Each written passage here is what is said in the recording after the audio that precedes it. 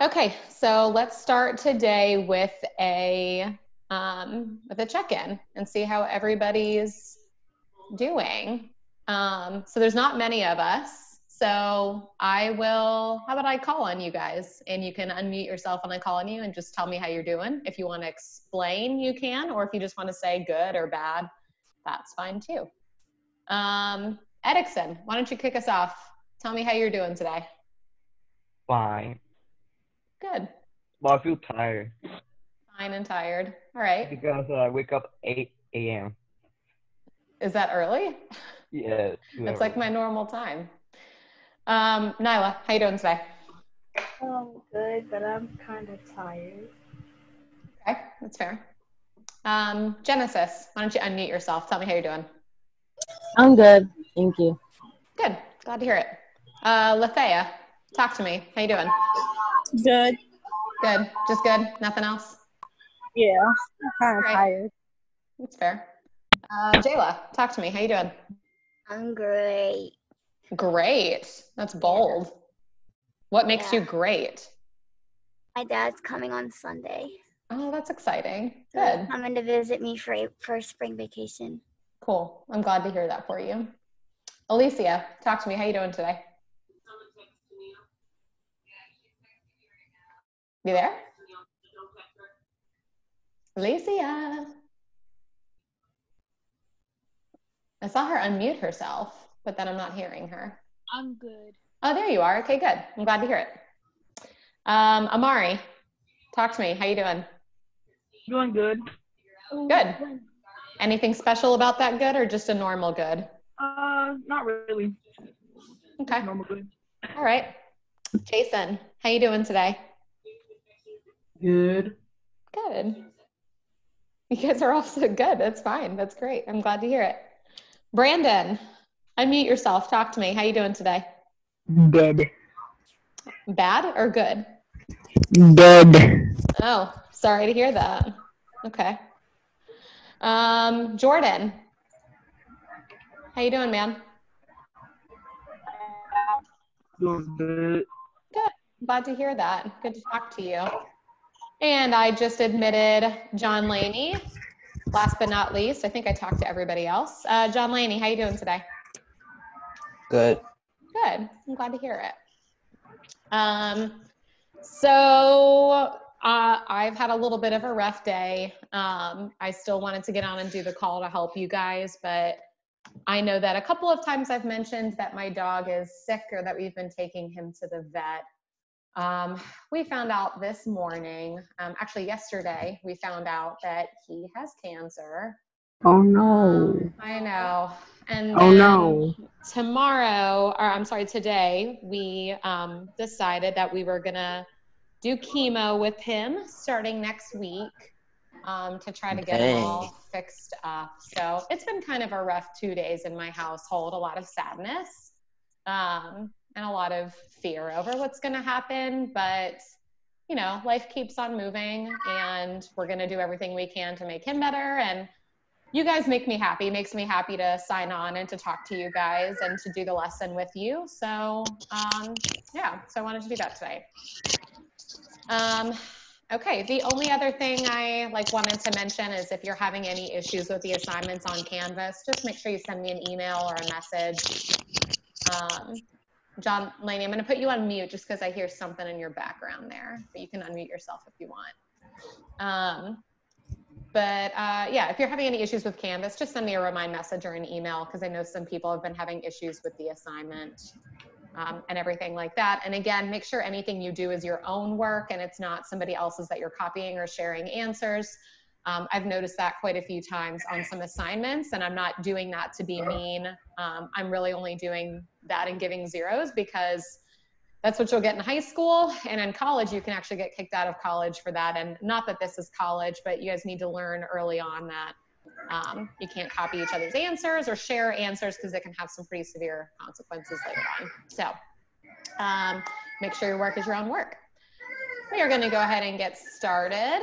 I am going to show you guys my screen. You guys need to be on Canvas.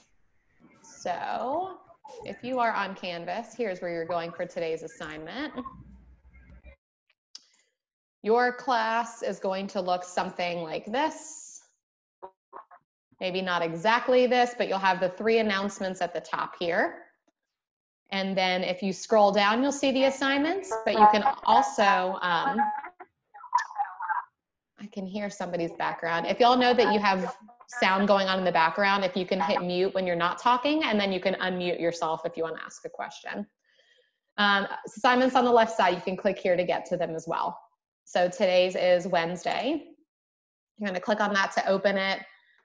Again, some of you might need, there might be a blue authorize button down here that you might have to click, but hopefully now you guys are all settled and you see this Google Doc for you to fill out and click turn in on. And I'm going to post the YouTube recording after this right here for anybody who needs help. And then here's my information to reach out to me if you have questions. So we are going to go through this document together. And the first thing we're going to do is read from the book. So if you want to open this link, we're going to read pages 71 through 93 together, which is all of chapter 4. It's about the same amount of reading as Monday. So it's going to take us probably 20 minutes or so, maybe 20 to 25 to get through the reading, and then probably 15 to 20 minutes to do the questions together. So I'm going to open it on my screen here. Okay, and we are going to scroll down to chapter 4, which if you're looking at the PDF is around page 71-ish. The PDF, here we go. Okay, so chapter 4 starts with this title page that's really eerie and looming. It's called The Noose Titans, and you see people hanging from the gallows here. You see that this mouse is wearing the 6-point Jewish star that they were forced to wear to identify themselves as Jews. So we already know that even though Vladek is back home with his family, which sounds like a good thing, we know that the rest of the country is kind of getting worse in terms of Nazi control, and we can assume based on the title of this chapter and the way that it looks that things are about to go downhill here.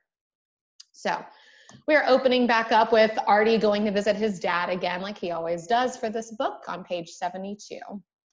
Notice he's got the wooden hanger and he's got his new coat, and his dad is yelling at him here. "You're late." "No, I'm not. I said I would be by after dinner." "But now it's dark out. I wanted that you would climb to the roof. There's a leak in the drain pipe." "Huh? But I'm no good at fixing that kind of stuff. Why don't you hire somebody?" "Ah, you and Mala, you both think that money grows on bushes. I'll fix it myself." "That's crazy. You can't climb a 2-story ladder in your condition." "If you want, I'll pay for the handyman." "Never mind, forget I said anything. Just come sit with me. I have to pedal. Otherwise, I get at night a leg cramp." "What are you holding?" "It's a new tape recorder. Writing things down is just too hard." "So how much you paid?" "Only $75. It was on sale." "Psh, at Corbett's, you could find it for maximum $35. "But I'll skip it. Tell me about when you got back from the POW, that's prisoner of war, camp in 1940. So we're about to flash back again to Vladek's life, page 74. "When first I came home, it looked exactly as before I went away. It was still very luxurious. The Germans couldn't destroy everything at one time." So again, this is Anya, his wife's house, and her parents, remember, they're very wealthy and very rich, so they have this really nice home, and the cousins and everybody's there. "It was 12 of us living in father-in-law's household. It was Anya and me and our boy Raishu, Anya's older sister Tosha, her husband Wolf, and their little girl Bibi. And it was Anya's grandparents. They had maybe 90 years, but very alert. And of course, it was my father-in-law and mother-in-law, and also the 2 kids from your Uncle Herman and Aunt Helen, Lolik and Lonya. Herman and Hilo were lucky. They were visiting the New York World Fair when the war came. This saved them." "Ah, grandmother, your stew is even tastier than I remembered." "No, it's not like before the war, Vladek. I can't get the foods I need. Each of us gets coupons for 8 ounces of bread a day and a tiny bit of margarine, sugar, and jam per week. That's all." "So how do we manage?" "Well, I've donated a lot to the Gemeinde, the Jewish community organization, and Wolf works there, so we get a little extra. And there's the black market. With money, you can always get anything. This is a good reminder here that even though food was being rationed and it was hard to find, if you were wealthy, there were kind of like ways to get around that by bribing people or doing what you want. So we see that this power that comes from money was a big factor in World War II as well. It's dangerous though. The Nazis take you off to a work camp for breaking any minor law. Well, worse, even if you don't break any laws, and those that are taken away, they're never seen again. Well, we should be happy that we're all together with enough to eat, but we must really tighten our belts until the war ends. Come, let's play rummy while the ladies clear the table. Has the family been taking good care of my Bielsko textile factory? Remember, his father-in-law, when they got married, gave him this factory to own, right? Oh, don't you know? All the Jewish businesses have been taken over by Aryan managers. Remember, that's like Nazi-approved people. I went to our factory in Lotz and they said, better go home today, old man. Tomorrow we'll carry you out. What? But isn't any money coming in? Not a single zloty. And the family wants to live the way it did before the war. Okay, Vladek, cut the cards. But Wolf, what kind of work are you doing? Just a little office work for the good mind, but a few months ago, father-in-law took all of his valuables home from the bank safe. How long can savings last? Don't worry so much, Vladek. You'll see. This war will be over like lightning. Ja, like lightning. Wolf looked only to play cards. So it's kind of a bad omen here because we know that this war was not over like lightning. We know that it lasted a long time and a lot of people died because of that. But they kind of have this false sense of security. Part of that probably being because they're rich and so they think they're going to be just fine. Top of page 77. We're all good. Yeah. All right, top of page 77. I went the next day to Mausch4 Street. Here, people still made money from secret businesses, not so legal. Food coupons for Reichmarks? Vladek Spiegelman? Mr. Elzecki, what are you doing in Sosnowiec? Elzecki used to be a customer of mine, the best tailor in Katowice. A tailor, if you're not familiar, is somebody who makes clothes. The Nazis moved me to an apartment here. I make uniforms for their officers and suits on the side when I can get the cloth. Are you still in business? Well, I don't know. I just got back from war prison. Well, if you get any cloth, come see me. This note will get you past the doorman. The note told that... Jordan, I'm going to go ahead and put you on mute so you don't yell things out like that. Hold on just a moment.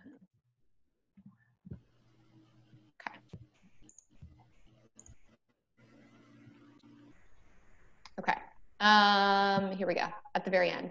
I then went to shops which still owed me money from before the war, but I can't pay you. A German runs my place now. I'm lucky just to have a job. Then advance me a few yards of material without coupons. Okay, hide this underneath your clothes. Mr. Elzecki, please. So I made a nice few zlotys the very first week I came home. I remember father-in-law was so happy with me. You see, at least there's one smart guy in the family. Of course, I only said I got half of what I really made, otherwise they wouldn't save anything. So already we see where he's kind of having to do some illegal things on the side just to get them the money that they need to survive right now. This is like a big part of war, right? Normally people who wouldn't do illegal things have to start doing things just to ensure survival for their family. And I want you guys to keep that in mind for the questions today. We're gonna pick up from the top of 78. A little later, I was again on Mausch4 looking to buy some textiles without coupons. The SS closed off the whole street to inspect working papers from everyone. I didn't know before about this. I managed to disappear into a building, but they took maybe 50% of the people away. The work is not showing up, it won't work. Okay, Nyla, I'll take a look at your screen after we're done reading. Just follow along with mine for now. They took 50% of the people away. I talked about it to father-in-law. They almost got me. I'm gonna need more than just Elzecki's note. It's true. Come, we'll visit a friend of mine who owns a tin shop. I think his overseer can be bribed. And so it went. Okay, Vladek, since we make things for Germany, we can get you a priority work card. Remember, if there's a roundup, you run in here and you pretend that you're working. I learned here to do things that were useful to me when I came to Auschwitz. 79.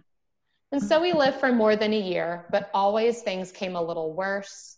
a little worse. Father-in-law had a nice bedroom set. The Germans looked to grab such furniture because in stores it wasn't any more to get. Wolf and I schlepped everything valuable downstairs for a Polish neighbor to hide. Oof, are we leaving the other bed upstairs? Yeah, mother-in-law is too sick. She needs a good bed. Anya's mother had gallstones. The day the Germans came, she lay in the bed. Please don't take her bed. Look how sick she is. The doctor is here every day. Father-in-law had an old friend who came always over to play cards, and they left without taking anything. You know, I met a German official who would pay well for a bedroom set. Hidden, we had no use for the furniture, so we schlepped it again upstairs to sell. You have excellent taste in furniture, Herr Zelberberg. Thank you. My men will be right back to get your wife's bed, too. You cheated us last time, Jew. Well, wait, I haven't been paid yet. Please, if you want to stay alive, go back inside. He was so unhappy after, so unhappy. So we start seeing this where he thinks, wait, I haven't been paid yet for the furniture you just took. Like, because he's so rich and wealthy, he still expects that these Nazis are going to do the right thing and pay him for the furniture because he's rich, right? But then we're starting to see here that they don't really care about that anymore. Nope, like go back inside. Even if you are rich, you're still just a Jew to us. And so we are not, we're not going to pay you for this. We're just going to take your stuff. And we're seeing that start to get really bad here. Top of 80. One time I was going to see Ilzeki. This was late in 1941, I think. His house was very near to a train station, and it was going on there something terrible. I had to pass near, and they were grabbing Jews if they had papers or no. What had I to do? Will I walk slowly? They will take me. Will I run? They can shoot me.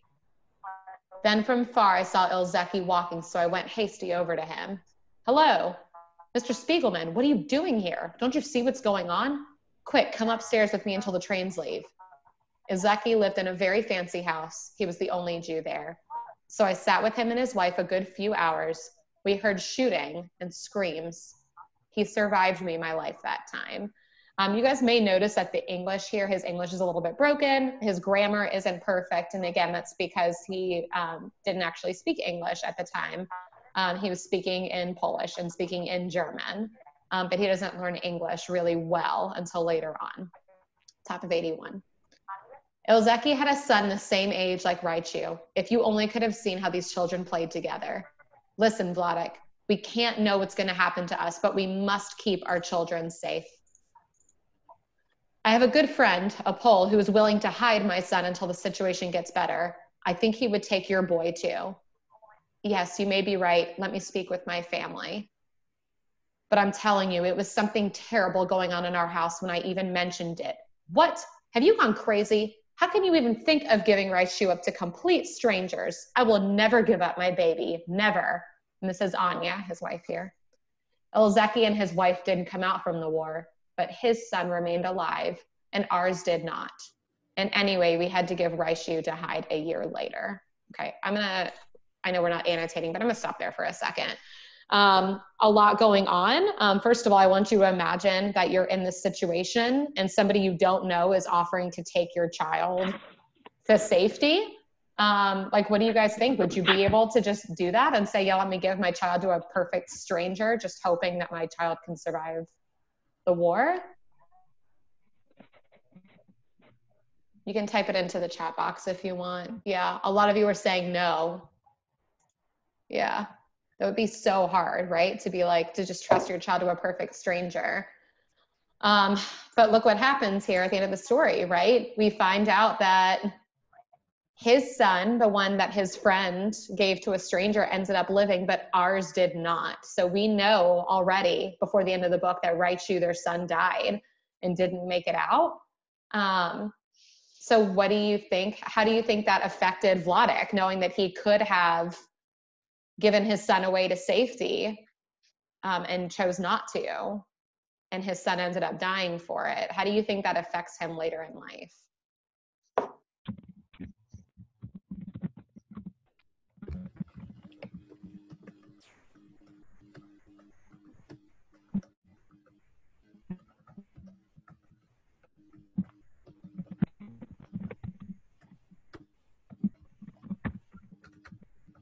Yeah, I mean, that's hard, right? Because at the time you don't know. He would have had no way of knowing that his son would have lived if he had done that. Yeah, regret. Regret is definitely a big part, I think, of what Vladik feels in the future, like later on. Yeah, even though there was no way of him knowing that could have saved his kid. Yeah, probably feels responsible for the death of his son. And we know Anya, the mom, she ends up committing suicide. It tells us that at the very beginning of the book, right? Yeah, not being able to trust anybody after that. Absolutely. This is definitely a hard time for that. So we know we have this picture of Anya here. I will never give up my baby, never. So she probably feels responsible for his eventual death as well. Definitely a really, really hard time to be feeling all of that. Yeah, scared, regret, responsible, absolutely. All right, let's finish the chapter, guys, so we can see what's going on from here. Page 82. When we were in the ghetto in 1943, Tosha took all of the children to, wait, please, Dad, if you don't keep your story chronological, remember that's in time order, I will never get it straight. Tell me more about 1941 and 1942. So, okay, I'll make it how you want it. 1941. At the end of 1941, the Germans came with something new. Wolf ran from the Gemeinde. Look, they're putting these up all over town. Order, all Jews of Sosnowiec must be relocated into the Stara Sosnowiec quarter by January 1st, 1942. Non-Jews will be moved into the vacated premises. This order right here is one of your questions, so I want you to keep this in mind here. And yeah, they told Jews that they had to leave their homes from all over parts of Sosnowiec, and they wanted to move them all into this one section together and put all of the Jews together in this neighborhood. So keep this in mind on this page.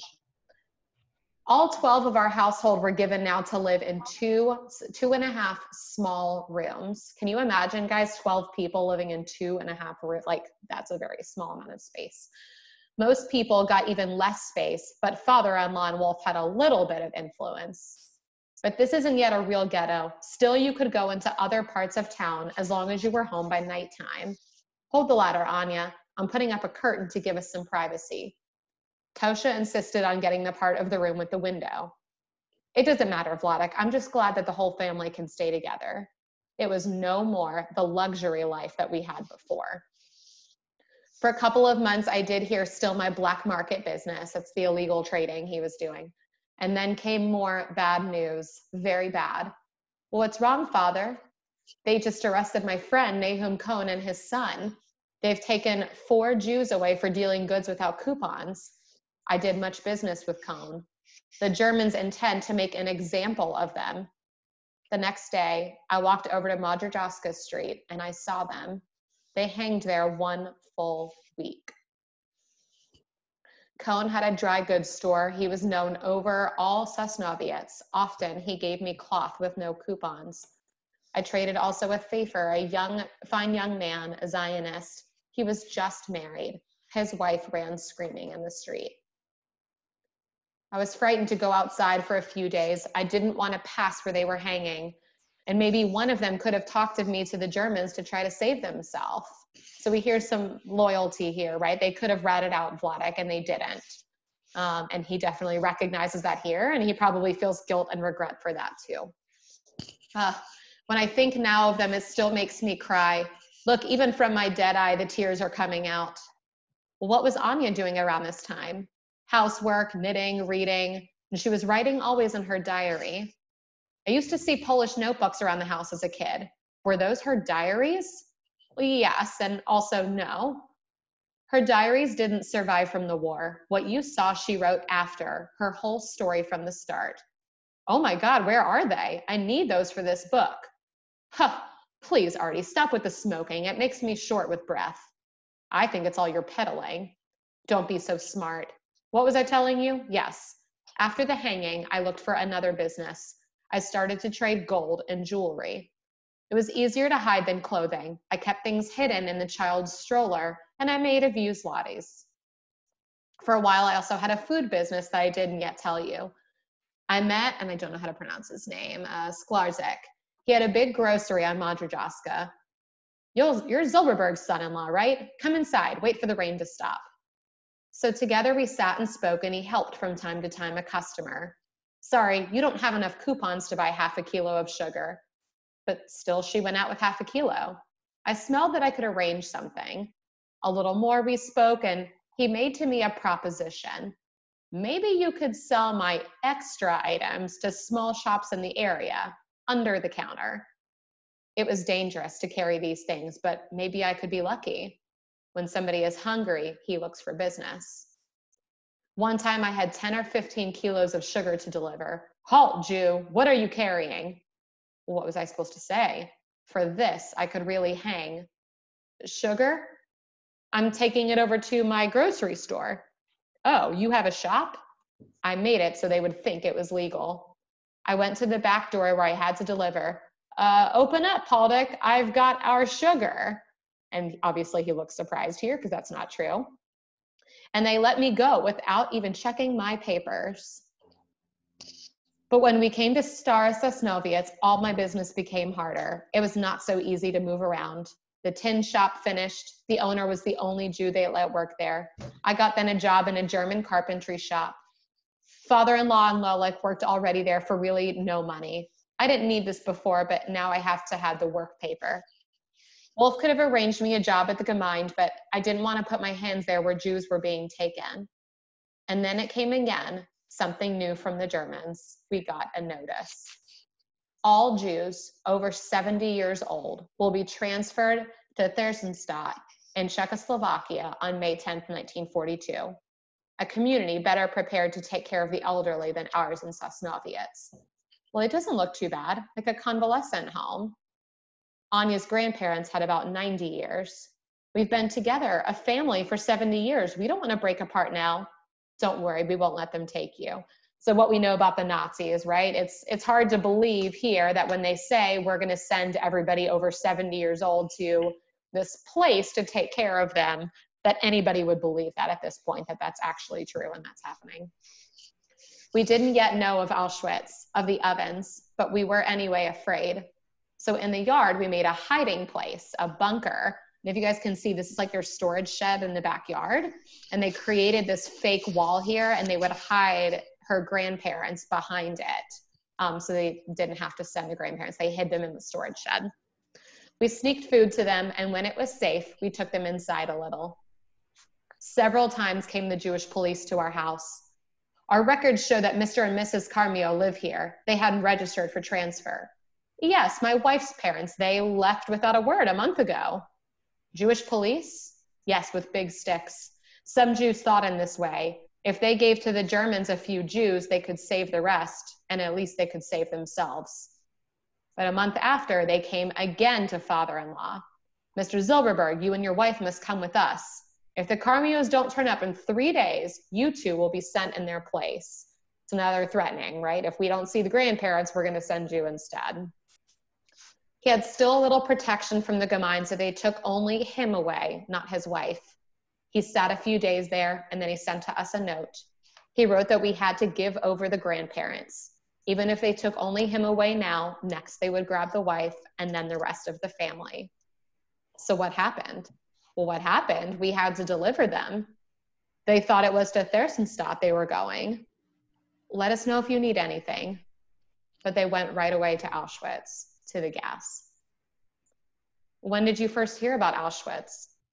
Well, right away we heard. And if you guys aren't familiar, Auschwitz is one of the biggest death camps where they killed most of the Jews. Most of the deaths happened there. Right away we heard. Even from there, from that other world, people came back and told us, but we didn't believe. Then the same news came more and more, so we believed, and later on we saw even worse. After what happened to the grandparents, it was a few months quiet, and then there came posters everywhere and speeches from the Gemeinde. Fellow Jews, on Wednesday, August 12th, every one of you, young and old, male and female, healthy and sick, must register at the Dine Stadium. Oh no, now what? There's no cause for alarm. It's only a matter of inspecting your documents and stamping them. This will protect you as citizens of the region. I'm not going. It's a Nazi trap. Everybody was worried. And our Jewish community is helping those murderers. God knows what will happen to us at the stadium. Well, they just inspected Jewish documents in some nearby towns. It was no big deal. Anyway, we've got to go. Without legal papers, we're lost. To go, it was no good, but not to go, it was also no good. 3 more pages, guys. Hang on with me. My father had 62 years. He came by streetcar to me from Dobrala, the village next door from Sosnowiec. Here's a cookie, writes you. Aunt Fila baked it for you. Say thank you to Grandpa. After my mother died of cancer, he lived there in the house of my sister Fila and her 4 small children. I need your advice, Vladek. Should I go to the stadium on Wednesday or should I hide at home? I don't know. I'm not even sure what we're going to do. Anya's mother says she isn't going. She's sick and she's afraid. At least Anya's father, Lolik, and I all work at the German workshop. We're a little safer, but you don't work. You have no papers. You don't have anything. Well, our cousin Mordecai says he'll be at one of the inspection tables. I could bring my papers to him. What does Fila say? She's not sure, but if Fila decides to go, of course I will go with her. That's Vladek's sister, by the way, is Fila. Can I have another cookie? Raichu. Really, I didn't know how to advise him, but finally he did go. People were afraid not to show up. So there came to the stadium almost all of the Jews of Sosnowiec, and from the other villages near, maybe 25 or 30,000 people. This is a picture of the stadium and all the Jews from the area going there. Everyone came very nicely dressed. They tried so that they would look young and able to work in order to get a good stamp on their passport. When we were everybody inside, the Gestapo with machine guns surrounded the stadium.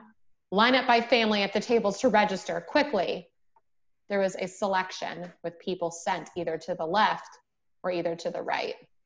Old people, families with lots of kids, and people without work cards are all going to the left. We understood that this must be very bad. Me and Anya came to the table where my cousin was sitting. Ah, you work at the carpentry shop, you go to the right. So we got stamped our passports and we came quickly to the good side of the stadium. Those they sent left, they didn't get any stamps. We were so happy we came through, but we worried now. Were our families safe? We saw Wolf and Tosha. Our family seems to be okay. Did you see my father? I couldn't see anywhere my father. But later, someone who saw him told me he came through the same cousin over to the good side. Spiegelman to the right. Then came Fila to register. Her, they sent to the left. 4 children was too many. Fila, again, that's his sister. And this is, obviously his dad. My daughter, how can she manage alone with 4 children to take care of? And what do you think? He sneaked onto the bad side. And those on the bad side never came anymore home. So that was the last time Vladek sees his sister, their children, or his dad, because they all go over to the left side at that point. Those with a stamp were let to go home, but there were very few Jews now left in Sosnowiec. 1 from 3 they kept at the stadium, maybe 10,000 people, and with them, my father.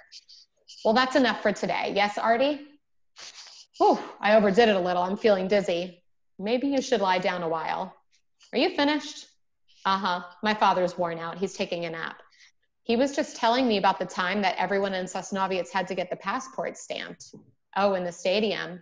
Yes, they got my mother then. She was taken with everybody else who was going to be deported to 4 apartment houses that were emptied to make a sort of prison. They put thousands of people there. So they put thousands of people in 4 apartment buildings. It was so crowded that some of them actually suffocated. No food, no toilets. It was terrible. People jumped out of windows to end their misery a little bit quicker. God. But my mother survived that. Her brother was on the Jewish committee and he hid her in a coal cellar until all the transports left. Then he got me a job scrubbing people's filth, vomit, excrement out of several apartments, and I managed to smuggle her out. Eventually, she and my father both ended up in Auschwitz. They died there. Wait, where are you going? You didn't drink your coffee. Well, I just thought of something. My father mentioned that Anya used to keep a diary, that's his mom, and I vaguely remember seeing them on the shelves in the den. I doubt it. I would have noticed them. Well, there's so much junk in there, it's worth a shot. Look at all this stuff. Old menus he picked up on cruises, a pile of stationery from the Pines Hotel. Incredible. 4 1965 day doc savings bank calendars. I'll bet he never even had an account there. Yes, he drives me crazy. He won't ever let me throw out the plastic pitcher he took from his hospital room last year. He is more attached to things than to people. I really don't know how long I can take him. I really don't. I better be going home. I'll look for those diaries next time. Wait, put everything back exactly like it was, or I will never hear the end of it. Okay, relax.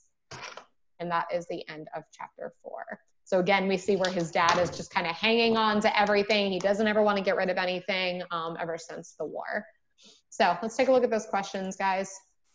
Not too much today, less on the questions, more on the reading. There is 3 multiple choice questions, a chart that's just 6 boxes, and 1 race strategy. So question number 1, at the start of the chapter, what do the arguments between Artie and his father reveal about their personality and relationship? So if we go back to the beginning of chapter 4 that we just read, they're arguing about a, whoops, that's way back. We want 71, I think. Yeah. Let me check the chat real quick.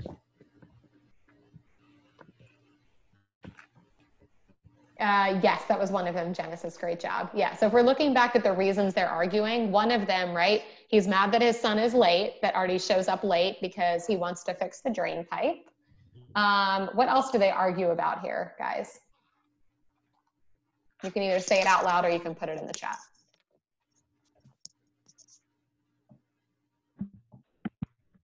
There's like 2 or 3 things they argue about. The fact that he's late.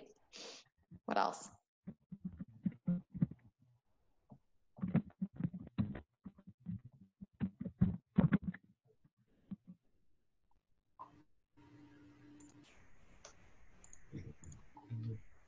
Yeah, that he spends too much money, the smoking. Yes, absolutely, guys. Good.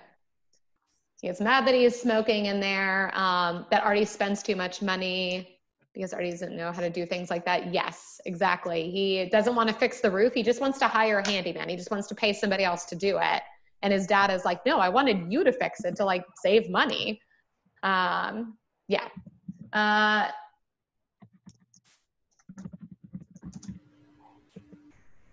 Nyla, why don't you, for now, why don't you write down your answers, if you can do that, on a piece of paper based on the questions I'm showing. And then at the very end of the call, you can do a screencast with me and show me, and we can figure out why it's not working. Okay. Okay, guys, so if we're looking at question number 1, what do all of those arguments that they keep having about money, about him being late, about him smoking, all of those different arguments you see, what does that show us about their personalities and their relationship as father and son?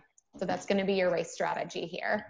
So you're going to start it off with the R, the arguments between Artie and his father reveal, and then ... and then put your answer. So what do those arguments show us about their relationship? C, in the text it says, and you're going to give me, you can go find any piece of text evidence from the beginning of this chapter for the text evidence. And again, that's around pages like 72, 73 is where we see those. And then finally your E, this shows or this means. I'm going to give you guys maybe a minute and a half to do that. And if you want to put it in the chat, I can give you some feedback on your race strategy for number 1.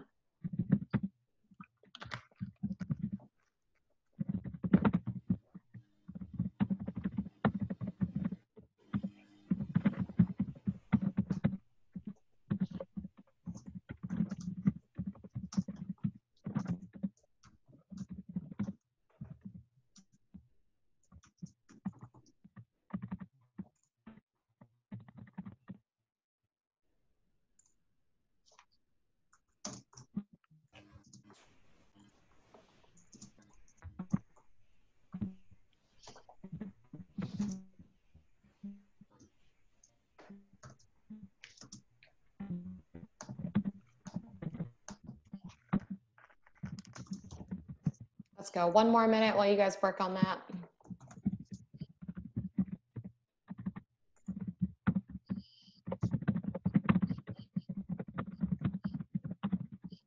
And again, you're going to pull that text evidence for your C in the race strategy from the beginning of the chapter. If you look around page like 71, 72, 73 in that region.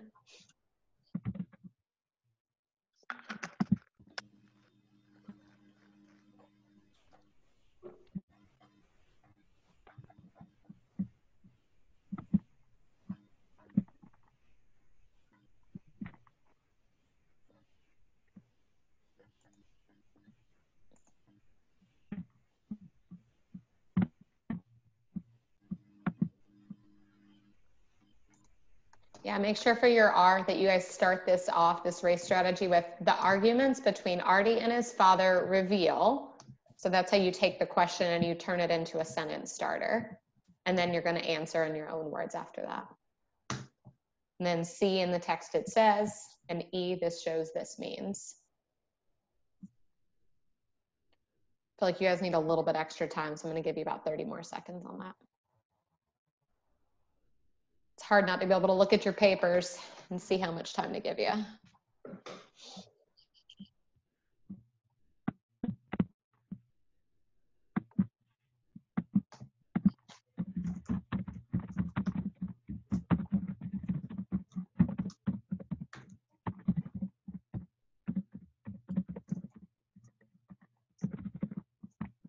Oh, yeah, that's a good point, Nyla. Sorry, here. I'll go back here.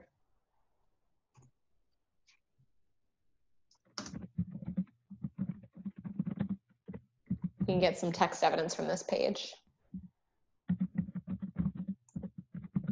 Whoops. Sorry.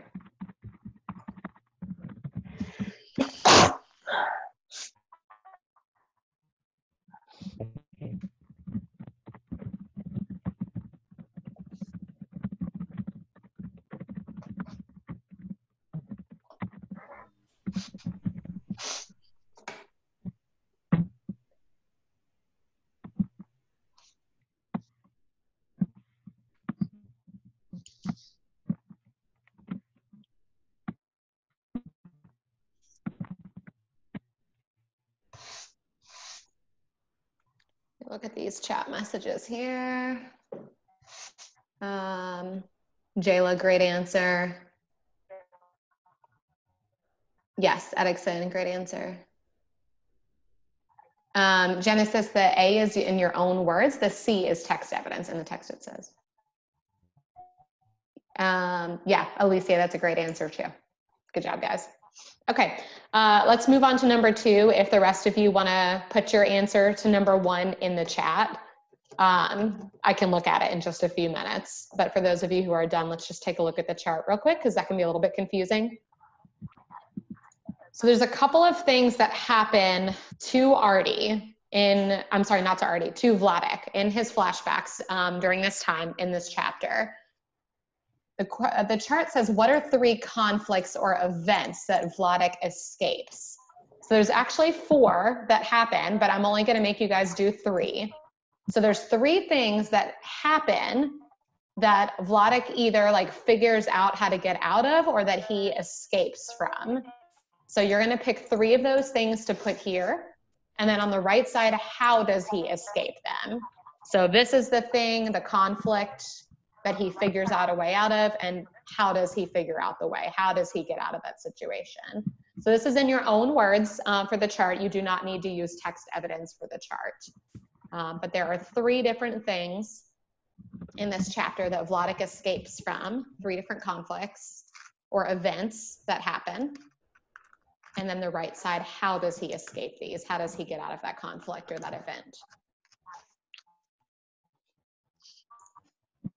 Let's do one of them together. You guys can either put it in the chat or say it out loud. What is one thing that happens in this chapter that he is able to escape from? You can either say it out loud or in the chart, either one.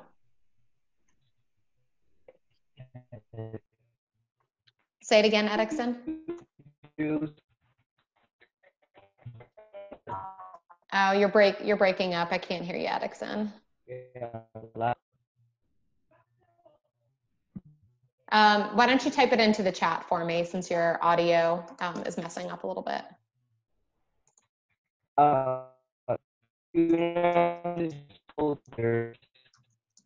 Yeah, okay. Yes, Brandon, you're right there, but it's actually sugar. Yeah, let's do the sugar one together. I see a couple of you writing that one on there. So if you go down to this chapter where he is carrying the sugar. Here we go. This is around page 85 in the chapter. The guy is the grocery store, and the guy kind of pulls him over. Halt, Jew, what are you carrying? So he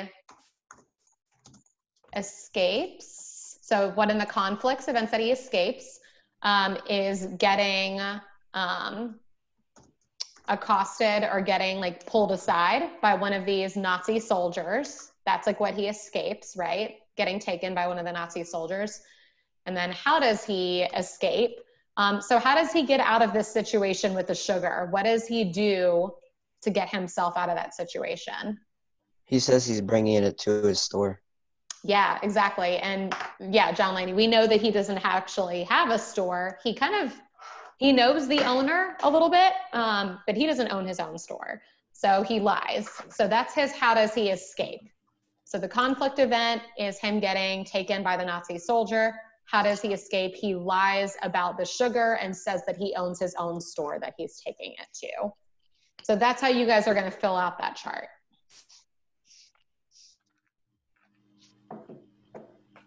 Okay.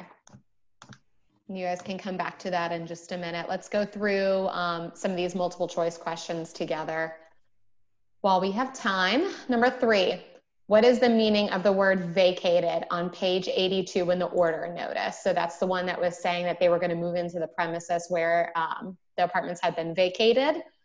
So you guys are going to pick an answer, A, B, C, or D, and then I need you to use text evidence for this one. So you know to go back to page 82 because I gave you the page number in the question.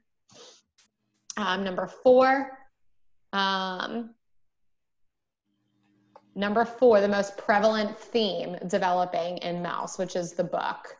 You guys are going to read these 4 themes and you're going to decide which one you see the most of. Like, what do you think is the main lesson that we're supposed to be learning as we read this book? So not just from one page or one from a chapter, but which one of those 4, that word prevalent here means like throughout the whole book. You guys do not need to justify this one because you're justifying number 3. Let's do number 5 together though. Which sentence best supports the idea that the Holocaust has impacted Vladek in a way that affects his relationship with his son, Artie, and Mala? So we're looking for the one that shows that the Holocaust and World War II has affected him in the future with his son, with his second wife. A, my father's worn out, he's taking a nap. B, please, Dad, if you don't keep your story chronological, I will never get it straight. C, he is more attached to things than to people. D, forget I said anything, just come sit with me, I have to pedal. So let's put it in the chat, don't call it out, guys. In the chat, I want you to tell me which one of those shows that what happened to him in World War II and the Holocaust is still like affecting him and his relationships here today. Put it in the chat for me and let's see what you got.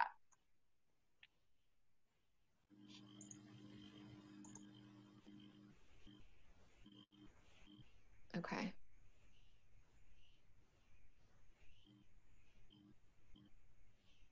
I'm seeing you guys, there's a lot of tie between B and C. So it looks like you narrowed down to those 2, which is correct. A and D have nothing to do with what happened to him all those years ago, right? So we're looking for the one that shows that the Holocaust has impacted Vladek specifically, right? The one who went through all of this. He's like the main character of our story, right? Please, Dad, if you don't keep your story chronological, I'll never get it straight. So it's already talking to him about what's going on. C, he is more attached to things than people. And if we go back to that page, to page 93,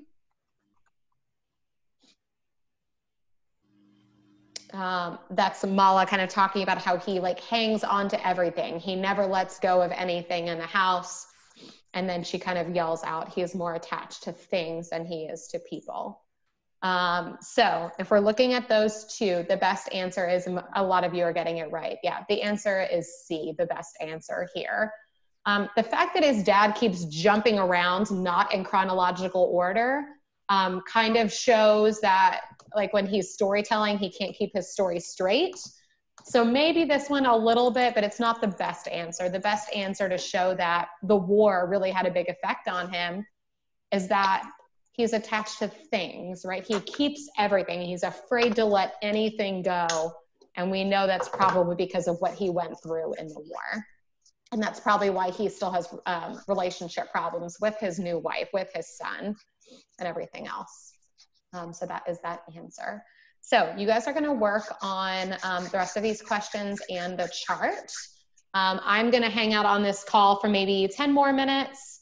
If you guys want to stay on and ask me anything one-on-one, Nyla, I know I need to see what's going on with you in Canvas. But if you are all set and you want to work on this on your own, you can feel free to leave the Zoom call at the time, and I will give you guys the extra credit if you've been on and participating. So if you want to stay on, you can. If you want to leave at this point, you can do that.